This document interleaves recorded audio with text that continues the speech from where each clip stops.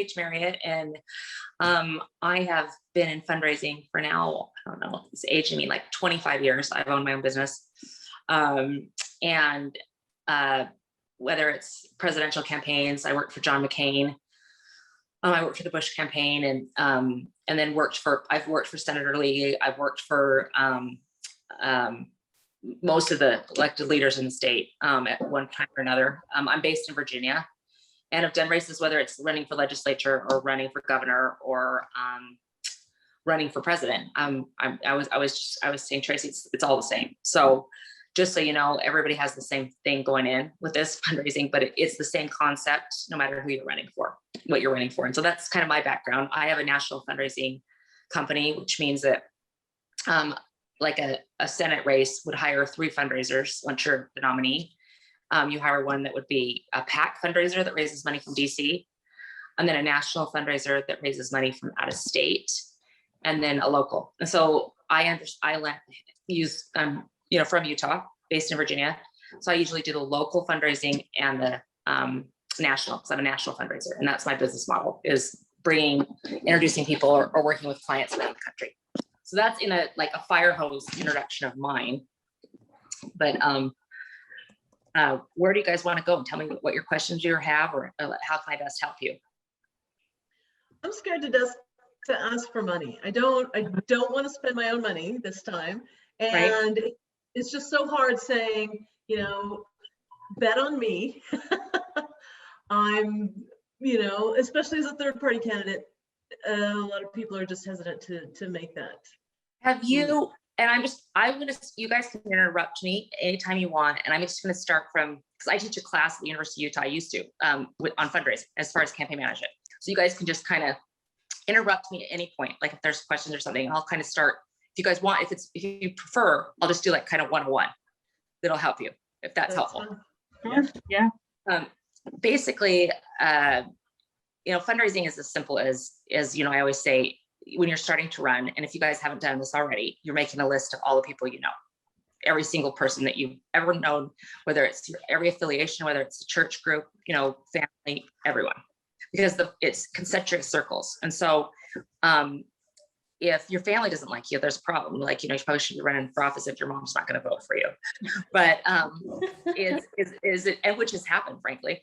But is coming out and saying, okay, this is how much each person can even raise, and not even putting a number to it. I would not assign a number to it, because you don't know people's financial situations, but just putting a list together. And that's the first thing.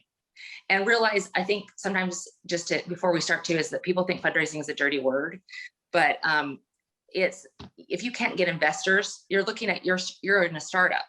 You need investors to come to your startup, to your vision of governing. And that's how I've always looked at it, is what you're trying to do. You're getting investors. The other thing too, is these are leaders in the community. And what I used to work for, I had a client that was a congressman from Colorado. And one of the best things I saw him do is he understood this perfectly. He was a really good fundraiser, but he understood that they have something to teach him.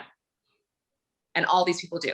These are all people that are opinion leaders and are people that have expertise that you could be using once you're elected. And having that attitude about it, just the framework from the beginning, is just understanding that, you're not afraid to talk to voters, right? That's the fun part, I think. Having run for office myself, so I can sympathize with you too. So just know I've been on the other side of this as well. But is you have to be able to get these people as stakeholders and look at it this way. And there's 2 things that people do always on a campaign. They volunteer or give money. Not everybody has the time to volunteer. So you're giving somebody an opportunity to participate in something bigger than them. And that's the concept to get, just as you're facing that off, that's what you need to do. And also the psychological part of it too is, if you're being called to run, or you're feeling like that this is what you need to do, or you feel like that this is the next step in influencing folks and making a difference, you have to be able to convince people that this is your vision. And I think sometimes women do this particularly, and I've worked with so many, whether it's Mia Love or Katie Witt or Carly Fiorina, have been clients of mine. They hesitate, and not Carly Fiorina, but my rest of my female clients, is because you feel like you're putting somebody out. It's a psychological thing as a female too. I think, so correct me if you're wrong, is that you don't want to, it's that it's awkward or uncomfortable. And changing that mindset, and taking the limitations out of what you're doing is the first thing. So I would even like setting the barriers, crossing off the barriers. I mean, this is a whole thing to tell you, but this is hours and hours of fundraising, but it's figuring out what your barriers are. What is keeping you from doing this? Because it is your vision and these are investors. And if they don't know that they have an opportunity to participate in this, then you're doing them a disservice. And that's how, the worst thing for me is when somebody has called me and said, well, why didn't you ask me for money? That's only happened one time in my life. But like they said, we would have loved to donate if we knew about it. And you're passionate about your vision for governing. You have to be contagious to bring those other people in. Does that make sense? Just getting the mindset from around at the beginning. The next thing too is understanding your budget, and that there's so many candidates that, I'm talking all over the map. So just know that whether you're running for dog catcher or you're running for president, it's exactly the same. Because nothing changes in this. So, and you have the fear of, just so you know, doesn't matter who you are, they hate seeing me coming. They just are thinking, oh, I've got to raise money, until they understand how to do it. But the next comment is understanding what your budget is. There's so many candidates that run and they're like, I don't know, it's a good idea. Ideologically, I think it's fantastic. I think, well, that doesn't mean anything. There's plenty of people that that have really great ideas, but they don't have the capacity to generate support, because we can all have great ideas, but it's taking it the next step. And that's where it's like looking through your list, finding out, and also looking at groups. So when you're at this threshold with understanding your budget, knowing how much it's going to cost, and then breaking it down on how you're going to get the money to make that. Because this isn't a knee jerk. I'm sure that you guys have all spent time, nights, praying about it or thinking about it or looking at the odds, or something irritated you and you decided to put your hat in the race. But then what is it going to take to get to the next step? And this is all with the fundraising, because if you don't have the money, you cannot get your message out. And that's just fundamentally there. The other thing too is you're running for the legislature, right? Is that what you're thinking of doing? The state legislature, yes. Okay. Well, then one of the things too is understanding who holds that seat now, and also what it costs them to run. All of their donors are public record for the state of Utah. And if you don't have those, you should have every single one of those, and you just check it off your list, because you should be going to those first. And when I have a candidate or a consultant or a campaign manager that says to me, well, what they give to this person, I'm like, well, give them the opportunity to give to you too. There's no reason why they can't give to everybody. And frankly, even if they do not give to you, the fact that you are going into their office and making the case for why you would be the better candidate, why it's important for the state of Utah, and what your plans are. You have actually gone to their office because you will represent them, and not caring about them up front, is evidence. So if people don't go there, like, I don't want to raise money. But that, just looking at that perspective is saying, listen, you never want to be a person that doesn't ask. You never want to be. And I always just want to kick somebody in the pants when they're like, I said, I don't care. Like, even if you guys know Katie Witt too, you'll know that she and I had many conversations where she said, well, I know they're supporting. So I said, I don't care. Give them the opportunity to vote to support you. They won't know. And you never want them to say they never came. They never came. They never asked me. The other one did. Because I have a question on that page. What'd you say? If you don't, I have a question on that, if you don't mind me jumping in. No. I want you to. Just tell me, because it's fire hose, man. Just fire hosing it. So do people actually contribute to more than one campaign? Oh, yeah. How common is that? Constantly. Really? Especially in the business community. And I would say if you're a viable candidate that has demonstrated, I mean, it's hard. You're an uphill battle here against your current incumbent. And the only way you'll get money, because he's going to get money from PACs, he's going to get money from, you're going to have to go a different angle. And you're not going to be getting money from the business community, but you still need to talk to them. And they might individually contribute with you, where their PAC might donate to the senator. So, or their individual executives might do something differently like this, or, they might know who can. And alternatively too, I never leave without something. And this is because you need to look at it as the opportunity of going in there, learning about their industry. It's making you, they're experts. You want to rely on them. I don't know everything about oil and gas, but I know who to call to help me with that. And that's the same thing as you break down your issues and areas and companies. But meeting with them too, this is what I always say. They'll say, you know what, we're already giving to my fleet. They say, well, I just wanted to get to know you. This is why I'm running. But, is there someone else that I should be talking to? Do you have anybody that's not a supporter? Do you have any ideas, or, that kind of thing? Always leave with something. So it might not be money, but it might be another person to call, another person that's actively involved, another connection, other people that you could meet with. And so it's always just, that kind of a thing where you always leave with something. The other thing too, and I'm just kind of, you guys, I'm all over the map, just trying to give it to you because this is sort of abbreviated, is this is the thing. I work with so many donors, and I would tell you 99.9% of politicians are horrific at this. They want to fill the air. They want to sit in there and they want to hear themselves speak all the time. And it's because, it's a nervous energy too, that you're adding to this. And there are so many high level donors that have said to me, it is so refreshing when someone asks what I think. We're such in an urgency it's human nature. We're all in an urgency to kind of, you're nervous and you're going to you want her to get all your stuff out. Right. But really learning. I worked with Governor Huntsman when he was running for governor years ago. And one of the things that I thought was so remarkable about him was he brought a pad and a pen. Usually somebody has an aide that does that. He would write it all. And he wasn't doing it as like a prop. He legitimately was asking thoughtful questions and writing them down. And it was one of the most impressive things. And it stuck with a lot of donors, where they're just like, he cares about what I'm talking about. Plus he's learning from me, instead of just saying, this is me, I'm fantastic. Because we all are, right? We're fantastic. I love the color red. I should be, the king of the world, whatever, queen of the world.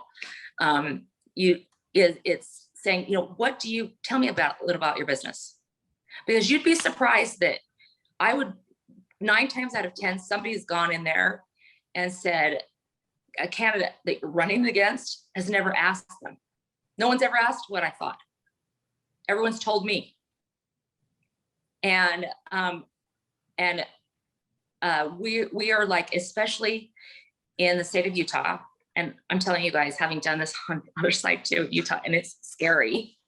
I have so much respect for, and I just ran for national committee woman, but it's so much respect for candidates that I worked for, is that you're in a very patriarchal, male dominated state, but doesn't matter. It's like that everywhere, right? Most of the people that are corporations or CEOs or opinion leaders are men. And it's a delicate balance that a woman has to walk, especially raising money, is not coming out of the box, that blood curdling, going for the neck and telling it, but just really listening and really understanding, and not, coming up because you have a line, forgive my French, for coming off as, you're kind of bitchy. Like you could come off like that. And and you don't want to do that going in. It's just kind of, and so listening to them is the other thing.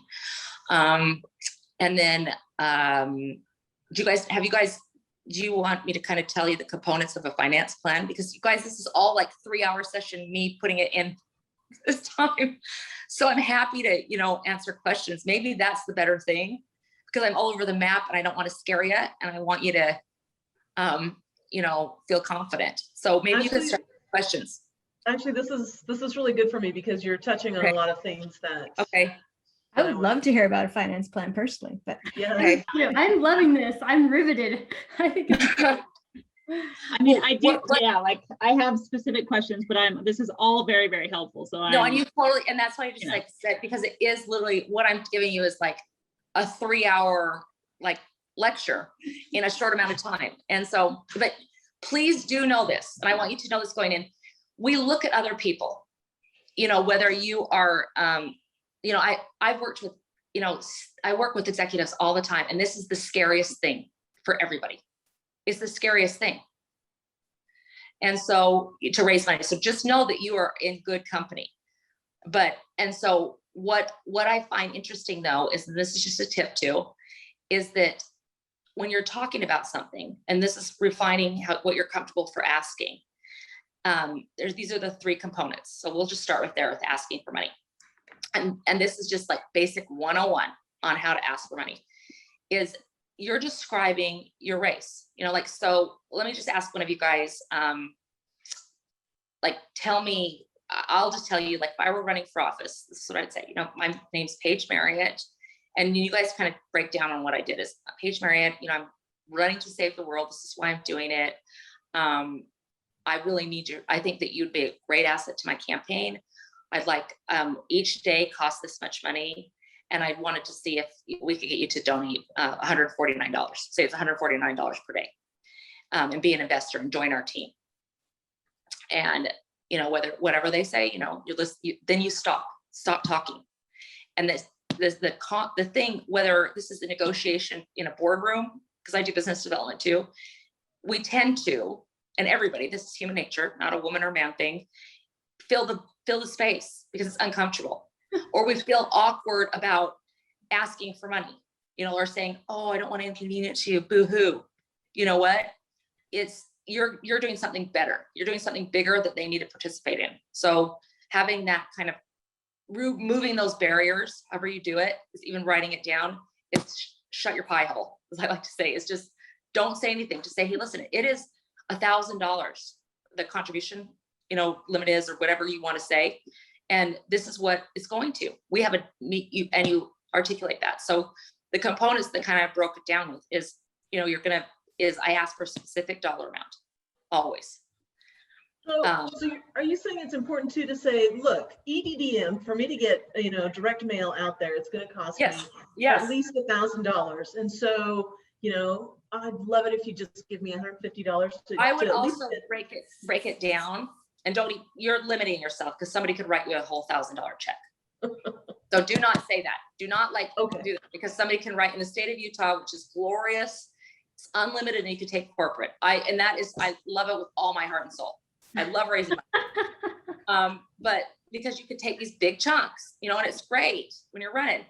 But identifying, just saying, listen, you're telling the sense of urgency. You've got to give it a sense of urgency. And you're saying, like, in 2 weeks, we're doing a huge mail piece. I hope I can get your support. As you know, the state of Utah, it's you can give corporate, personal, you know, and you write it. You have a sheet that has the list, you know, the donation card.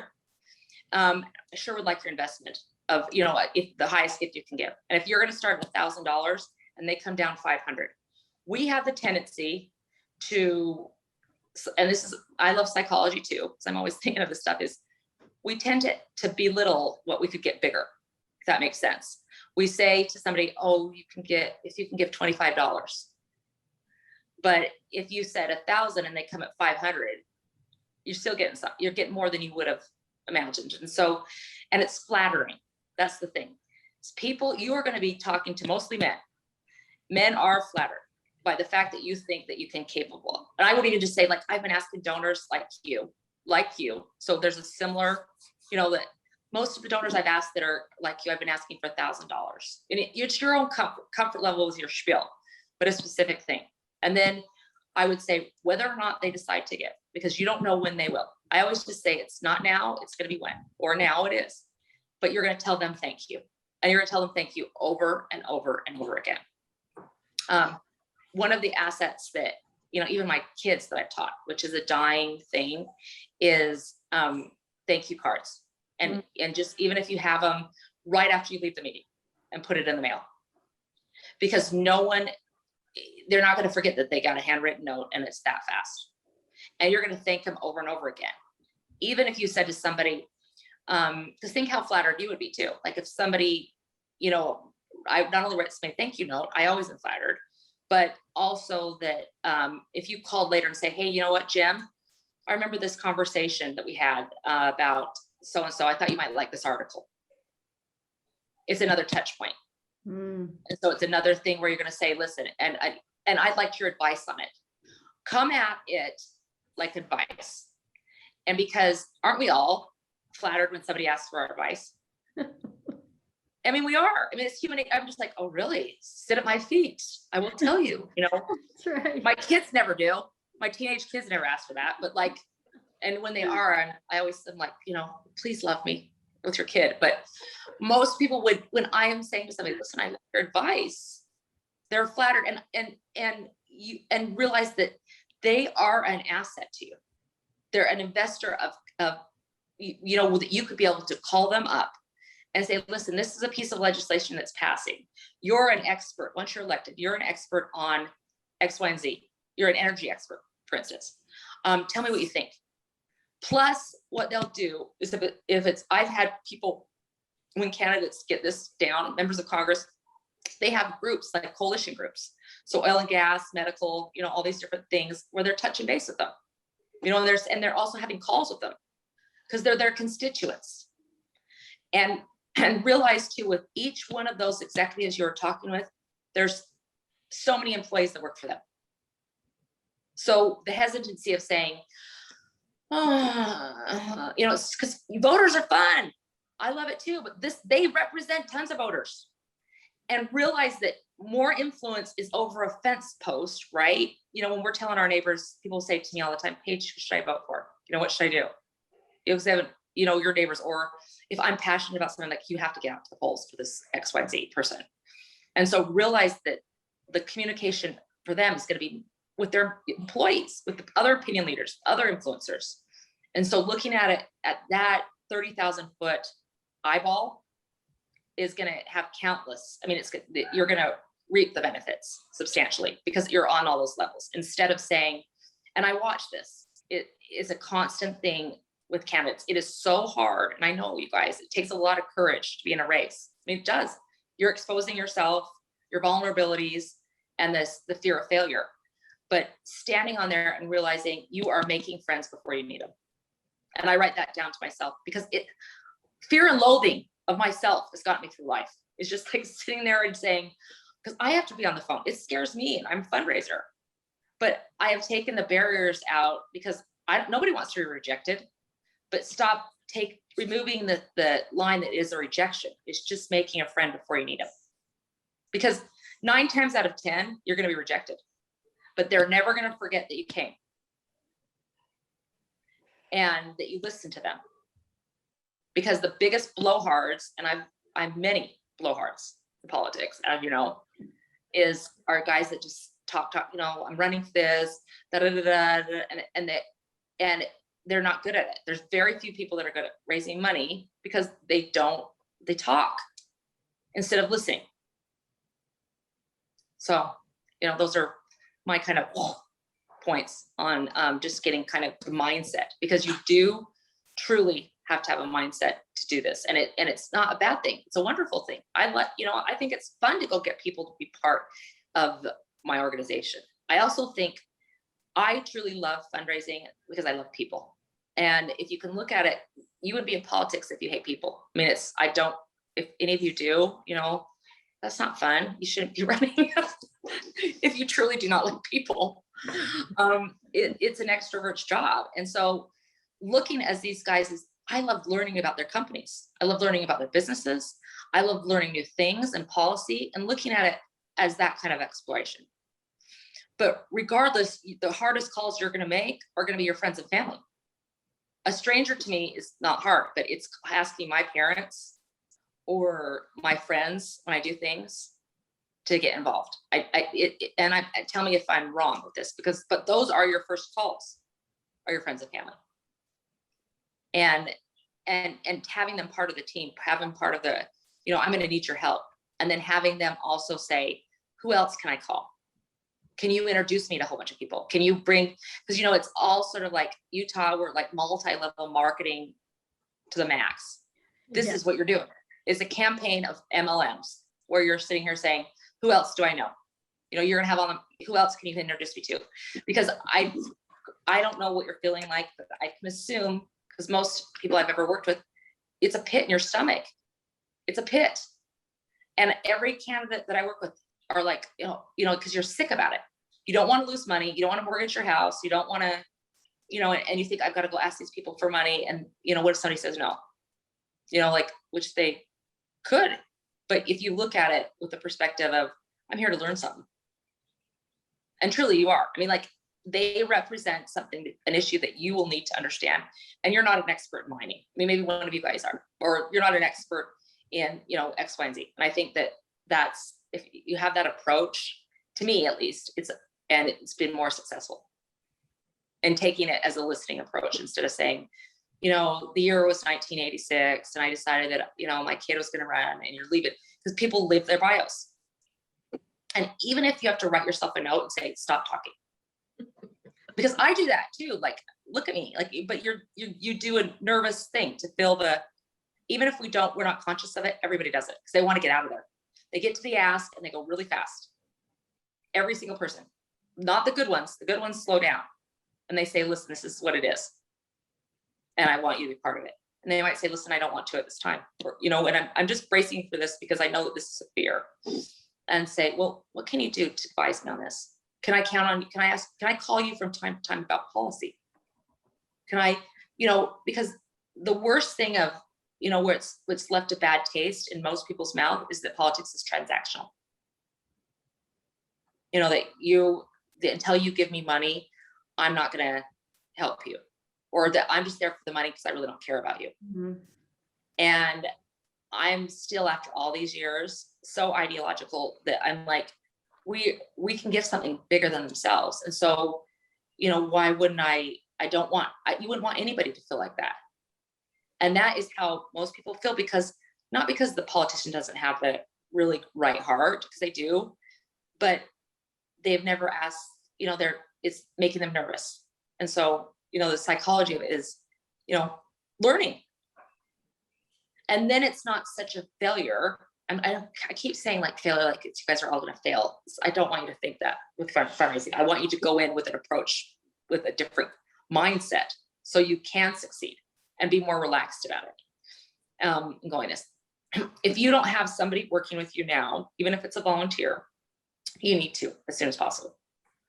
And somebody to drive you around, somebody to take notes, you know, to sit at the meeting. It also provides gravitas. So like, even if it's your Aunt Thelma, you know, and she's sitting there in a meeting when you're starting and just saying, you know, coming in, it allows you as a candidate to sit in that passenger seat and compose yourself too. And also read on the company before you go in, or read on the person, or use your time wisely in the car to call voters or people with money, you know, and have that person drive you. I just cannot tell you enough, stress that enough, is to not use your time as much as you can, have somebody else drive you, just so you can use that time in the car and it's utilized. Because the only thing you should be doing as a candidate is asking for votes or asking for money. Those are the only two things. I don't want you driving a car. And it's stressful, right? You showed up at a meeting, you've had an address, you find the stuff, and just having somebody that just, you know, and all these kids want to do it. It's an internship, but having them kind of get you organized or help you research these people, or, you know, kind of even set the calls up. And there's an auto dialing system too. And Katie did this. Katie Witt, I don't know if you guys know her, is that she is a machine as far as fundraising, a machine. I believe it. And what she did is, though, one of the things is she created it where it was auto dial. She had no choice. So she had scheduled call time, and that's what you have to do in your schedule until the alarm goes off. And you're like, I've got to sit there, because you will find every excuse to not have to call your aunt in Tennessee or your brother, you know, for this. Or, I mean, because right, it is. But sitting down there and just saying, okay, this is the next one. This is the next, you know, and making a joke of it too. And saying, you know, you knew I was calling, I'm coming. You know, this is how much, I don't know what your financial ability is, but not even question it. Just say, listen, this is what it costs. You can do unlimited. This is what my mailing is going to cost. It's going to, like, I usually say an ad buy is $1 million. So what can we count on you for? And leave, and don't talk. So anyway, you guys want to throw some other questions? Um, Have you guys already made a list of your friends and family? Yeah. Okay. So you've already started, have you started down the list and said, even preemptively, and said, you know, this is what I'm running for? Yep. Okay. And done the math. the math is the piece I'm still working on, but What I would do is I would also, if I were you, I would look at what Mike Lee did on his first race. And in full disclosure, like, I'm not a person that goes against incumbents, but like, if that's what you would look at is a challenger in a system like Utah's, where you have a caucus and you have a primary and you have all these things, it's expensive. And figuring out what you know, the first person ran. So go back as far as you can on that. And then just, and even somebody that's run a similar race, even at least to get a threshold of what you are. So one of the things I didn't think that at least at this level, that you could have unlimited campaign contributions. I mean, You can't. No, you can't. Yeah. She can't. Yeah. Okay. I can. That's so glorious. That is, to me, those are my very favorites, because it's like, oh. But like, no, a Senate, no hold. Yeah. Yeah, you can't. Okay. Because that's been one of my things, like, how on earth do you raise money when there are these like very strict campaign contribution limits, right? Like the number of people that you have to reach. Okay, I'm sorry, go ahead. Well, you know, like, because I think here you've got 3 tranches. I think the caucus counts as its own Yeah, it does. level, right? So that's, Yeah. I mean, if you're talking to a married couple, that's like a little over 15 grand, you know, Yeah, maybe that's like what 18. I did it in bulks like that.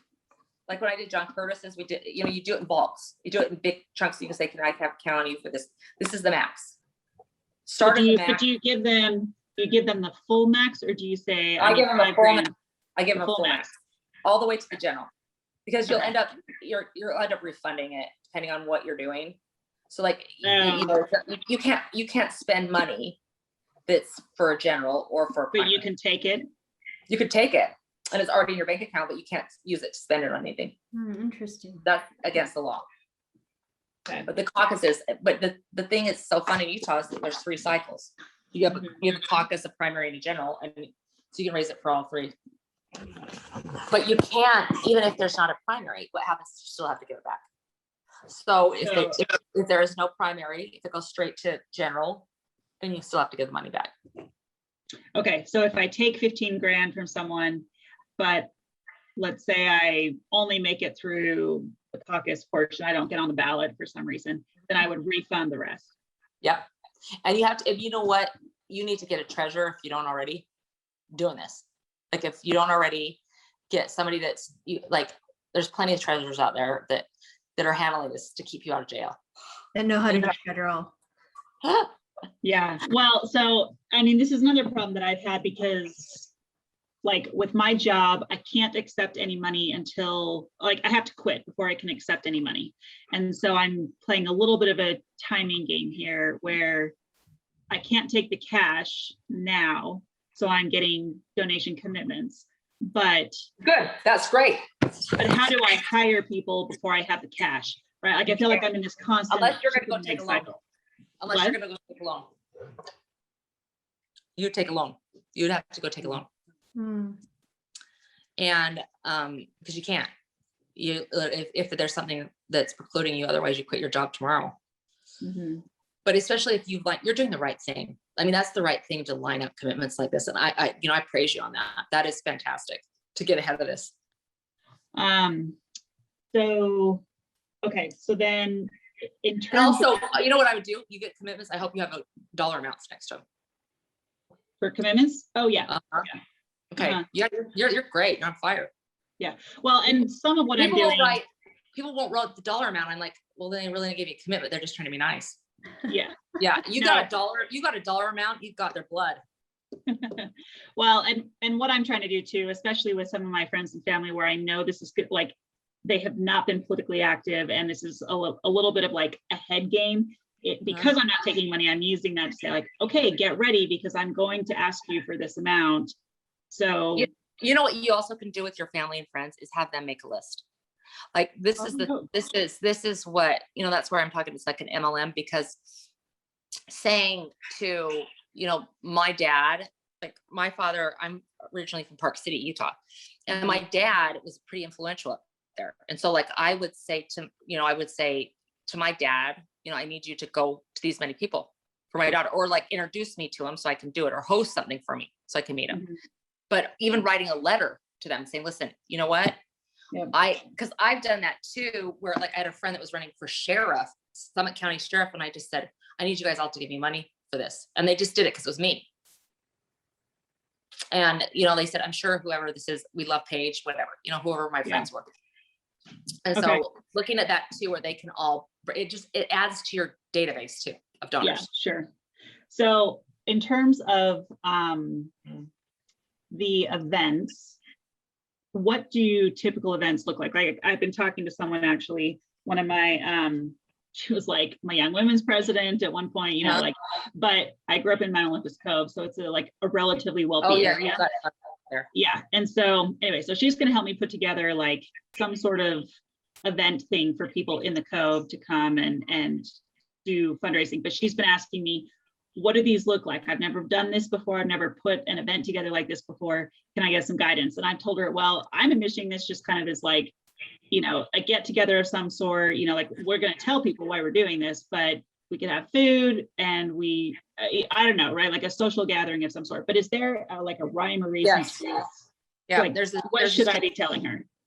And that's, you know, this is how you get hosts to do this, and not you, but somebody, whoever you hire to, is because you can't do this. You have to just be calling donors. So number one, you can personally invite all her people yourself, and you should be on the phone raising money anyway. So she'll call them and then you'll call them. However you want to introduce them, but you're also adding to your list that you can send emails to and raise money from. So the structure of it too would be also, I mean, you're going to, you know, there's a set price, it's on ticket, but ordinarily what I've seen work is getting on the game. What I would be doing right now if I were you is meeting all these people beforehand. Because if you're not queued up to raise money, especially against an incumbent, it makes it quite difficult. So like, you know, you don't want to have 3 phases. And I've done this with, like, we did it with Katie too. It's hard, is where you do a meet and greet first, and then you have it you know, so, you know, getting to know all these people first, or even calling and introducing yourself and asking questions, or, you know, these things too, are effective, and calling everyone on her list, like whoever she's having. So that's one thing, is you say, listen, we'll make this easy for you. Like all it is we just need your house and we need your help. And usually the host, and it's part of their limit, they get a food limit in a federal campaign. So you get so much of an in-kind contribution. And that's part of her contribution too. So it's $5,000 house fee that you get. So like she can pay for all the food. You shouldn't be paying for that. And then, you know, you set up a timeline. So there's a structure, an invitation with a price on it. And sometimes it'll say, I hate this with all my heart, is this suggested price. Because I'm going to suggest I'm not paying. That's my suggestion. You know, like I think there needs to be a hard and fast rule for coming. So either you got to determine, don't do suggested price. Either you're going to raise money or not. So either you're going to go back to these guys after they've all met you and raise money and have her help you, you know, where she calls them too and says this stuff. But suggested, I hate it. So that's just me. That's my thing. There's a lot of people, a lot of fundraisers that like it. I'm like, you know, you can't be halfway pregnant. You know, I know. I have 2 kids. So like, you know, you have to decide which, you can't say suggested. And then you know, because also Utah, everybody's so nice and everybody's passive aggressive, you know, my people. So they're going to, I'm going to suggest I give to the scouts. Well, not the scouts anymore, but whatever. You know, they're not going to, if you can't, you know, corner them on this, they'll say, oh, I wish you luck, sweetie, you know, whatever. No, They have to say, this is what it's going for. And this is the time I need it. So do you, like, would I put, I mean, am I So putting it's the price of what it's going to pay. You need to know, she knows her friends. yeah. And So not she's even done it. got to help me decide what the Oh yeah, ticket price she's is. got to help you decide it. And usually I would say to you, just the beginning, like $250, but you guys can sit and decide. Olympus Cove is big, and that you got to realize you're gonna, 150? but you're going to go back to them. Don't look at that as like, oh, I'm only getting 150. You still have the possibility to go back with them 10 more times. Mhm. So it's not just a one-shot deal. You can keep, hitting them. It's an investor that you can go repeatedly Mhm. over and over Okay. again. So for something like And that, once they have, this is the thing, and Katie will tell you too, if you talk to her, is that once, because she had to get this in her head, and she'd say, well, they've already given me money. And I'd say, well, they're in. So it's like buying a stock. Mm. They're invested. So they want to see you win, they're going to give more money. So having that concept too, that mindset where go back to them until they've maxed out. Okay. So if I mean, for something like that, if I'm going to pay $150 to go to an event like that, should I be expecting more than dinner and a conversation with the candidate, or like, what am I doing at that event? You don't even need to have dinner. I wouldn't, like, if she wants to, if it's a small event, yeah. But like, I just think it's almost like heavy appetizer and dessert. You can do it small. And if she doesn't want to pay for it and the campaign does, you got to realize what your budget is for these things, which is fine. I mean, she might not want to do that. She might not want to pay. And so just kind of, you can do a dinner and it just like a buffet and have it, a dinner, and they sit down, and the program is just like, she's going to introduce you, tell you why she's supporting you. You're going to give remarks and take questions. And I never go over, I'm very careful with people's time. And I've never hit anything over an hour and a half max. Because people don't want to hear it. I mean, they just, and also it's clean and it's organized when it's that short.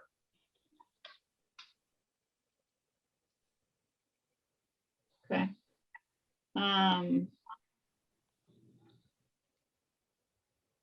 Could I do an event like that and get donation commitments, or does it need to be the actual cash? Like, does it, I mean. No, you could do commitments, and especially because they don't know you, you're not a known quantity. So you're gonna have to do it that way.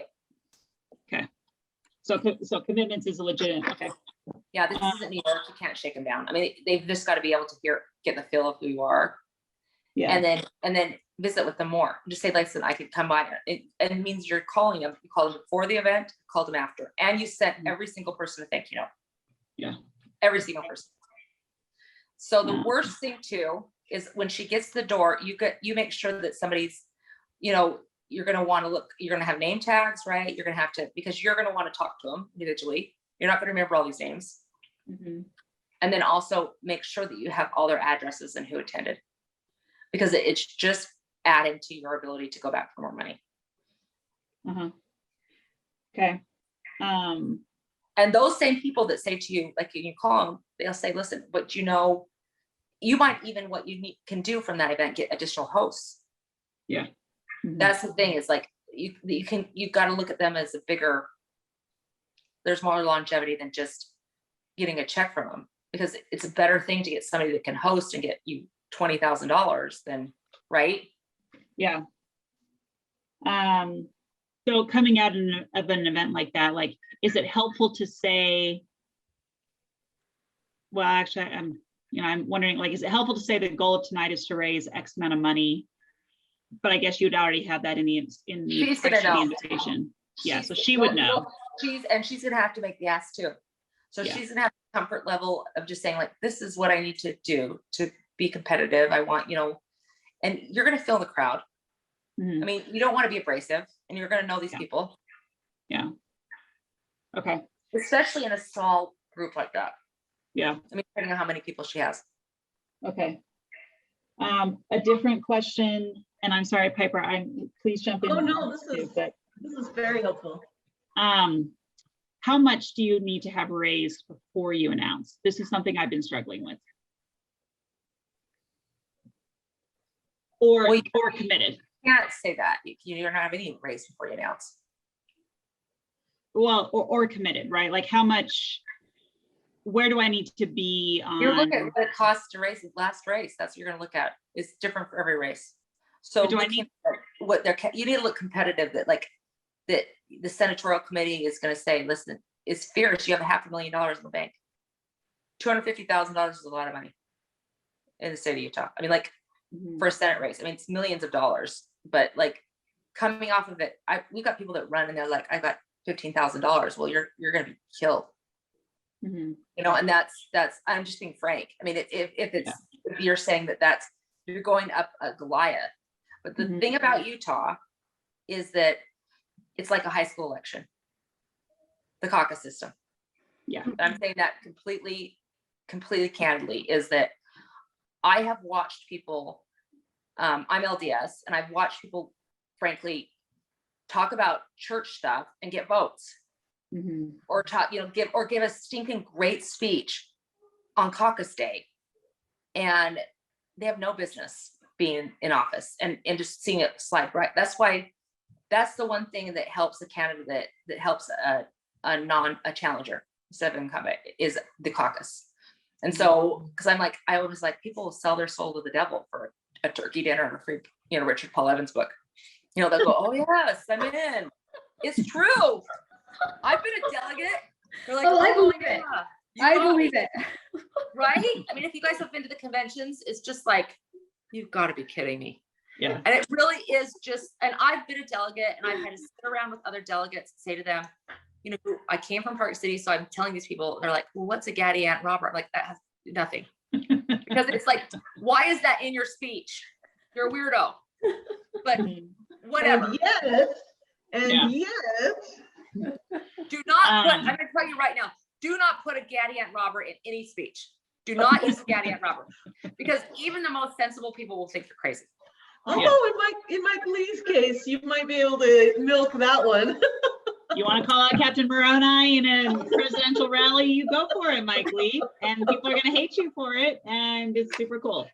Well, and we also have this ability, like, as we're all like, it's a tribe. So you're like sitting here, you retreat, kind of like you don't want to talk about it, and it's this our culture. And so like you out there doing some of our weirdisms, we already know we're weird. So stop doing that. Don't throw it at me. And also people, as much as we're ingrained in Utah as a Utahn, as we're tied into, with church and state is so overlapped, but in the same token, we still don't want it to be, it's just, weird. Yeah. I mean, I hate, if you guys, and I'm really sorry, if one of you had the Gaddy Aunt Roberts in your speech, I'm so sorry, and it might work in Cedar City. I don't know. No, It does not work. It's crazy. I don't think so. And I want to tell you straight up, do not do Gaddy Aunt Roberts, and do not say secret combinations in any speech. I'm just like, I was just like, I'm like, you're not going anywhere. But there'll be a handful of like voters at that convention that somehow got a chicken dinner from this Gaddy Aunt Robert guy, and they'll vote, they're voting it. So I'm just like, and then they'll probably say, because I didn't believe the Gaddy Aunt Robert speech, that I'm not conservative enough. But wacko, I think that's Paige. This is so sorry. I'm really sorry. If any of you guys have that in your speech, I'm so sorry. I know you're good. You're all good people. I'm like, it's just my personal opinion. Do not put that in your speech or secret combinations.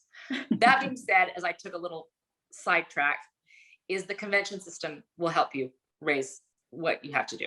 Like it helps a challenger. That and the signatures. Yeah. So it will, like, really understanding what it is price per vote, and realize that you have to only do 49.1, you 49% plus one to get elected. So you're already going to lean on what it costs per vote.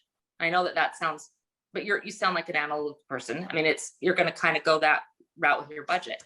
Then when you're doing a plan, you're going to work back from the election day, because you're going to obviously spend the last month of the campaign, whether it's a caucus, caucuses were at April, usually, right? April or May. Mm-hmm. So you're going to have you're going to work it from, there are three plans. You have essentially three plans, but like the first real one that is all your meat is going to be a caucus. And you're going to say, how much will this legitimately cost to get through a caucus? What is it going to take? But how do I figure that out? Like, that's You're what going to I look just at read. past races. You're going to look at past races. Okay. So Paige, we're coming up on 9 o'clock here. I want to respect your time and make sure. I know it's 11 o'clock where you are. Okay. This has been Well, absolutely I'm happy to continue. I mean, I do need to go to sleep at some point, but I'm happy to continue. Like, if you guys have questions, if you have my email address. I know it's been crazy right now, but like, you can ask questions, or I'm happy to help, and put this in, because it is a lot to swallow and it's a lot to take. But if you can just remember, I mean, first of all, it takes a lot of courage. You got it. You're already in the race, and that's why I always say, like, you're in it. So have fun with this. Don't be, sitting here going, this is like getting colonoscopy. I'm like, it's not. This isn't. It's fun, and you're making friends before you need them. You really sincerely are, and they're investors in why you're running. Why, and having that kind of mindset. And then if you can think of that, and then you can think of three things. And I'll just say this as I conclude: is you're going to make an ask for money. And it's going to be a specific amount, and then you're going to say what it's for, and then you're going to thank them. I guess that's four things, but that's what you're going to do: ask, specific, what it's for, so it's a certain sense of urgency, and thank. And you can never thank somebody more as much as you can. Everything starts with a thank you. But those are the four things. And one of the best campaign solicitations I ever received was, I got a postcard in it was Summit County. They were running for, I think it was county commissioner, and it was really good. But it was inexpensive. But it covered this thing.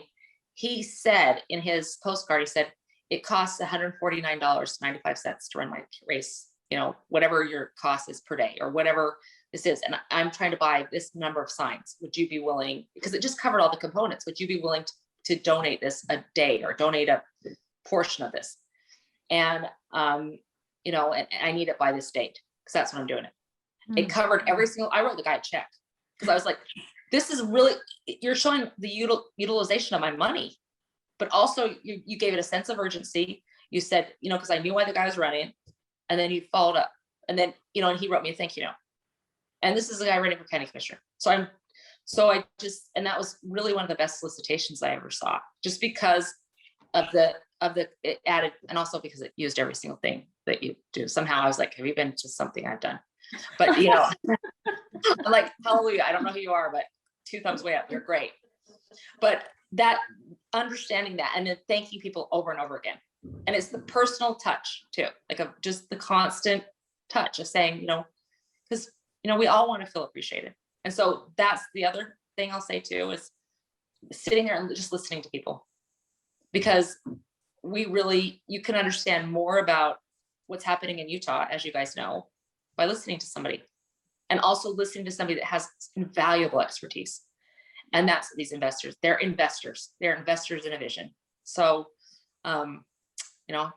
you guys you can send me stuff or tell me what you need me to do, but I'm just saying, I think it's fun. So, go fight, win, you guys. Don't feel bad. This is fun.